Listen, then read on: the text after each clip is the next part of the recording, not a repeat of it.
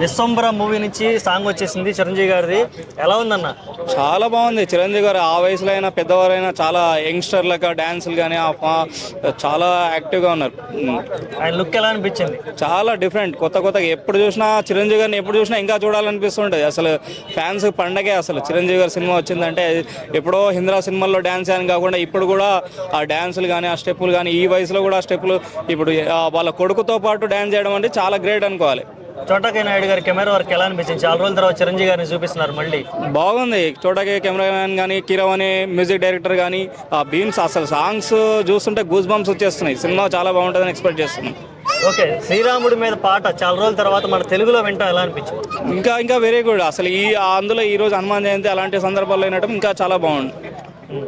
చిరంజీవి గారు కొత్త హీరోలకి ఈ రకంగా కాంపిటీషన్ ఇస్తుంటే రీసెంట్గా వచ్చిన హీరోలు మాత్రం ఫ్లాప్ సినిమాలు, నితిన్, సిద్ధు జొన్నలగడ్డ, లేదంటే విజయ్ దేవరకొండ, వీళ్ళందరూ ఫ్లాప్ సినిమాలతో ఇలా కాలం గడుపుతున్నాయి. ఎలా ఈ కాంపిటీషన్ ఎలా తట్టుకోవాలి?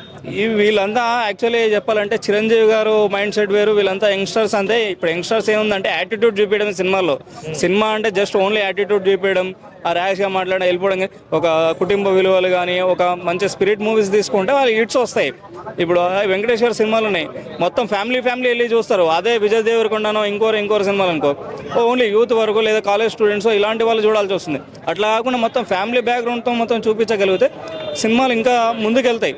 యంగ్స్టర్స్ కూడా చిన్న మిస్టేక్స్ ఓన్లీ ఒక మాస్ డైలాగ్స్ ఉంటే సరిపోతుంది అనుకుంటారు. కొంచెం బ్యాక్గ్రౌండ్ ఫ్యామిలీ స్టోరీస్ లేకపోతే హిస్టారికల్ స్టోరీస్ అలాంటివి చెప్తా ఉంటే సక్సెస్ అవుతారు. చిరంజీవి గారు ఈ వయసులో కూడా అతను కూడా ఫెయిల్యూర్స్ ఉన్నాయి, అయినా కూడా అతను ఫెయిల్ అయింది కానీ ఎక్కడ డిసప్పాయింట్ కాలేదు. చిరంజీవి గారు అందుకే పద్మవిభూషణ్ ఇలాంటి అవార్డ్స్ ఎందుకు వస్తున్నాయి? మంచి స్టోరీస్ కంటెంట్ ఎంచుకుంటాడు, సాంగ్స్ తగ్గట్ట డైరెక్టర్స్ ఆ వయసులో కూడా డైరెక్టర్ చెప్పింది వింటాడు, చేస్తారు.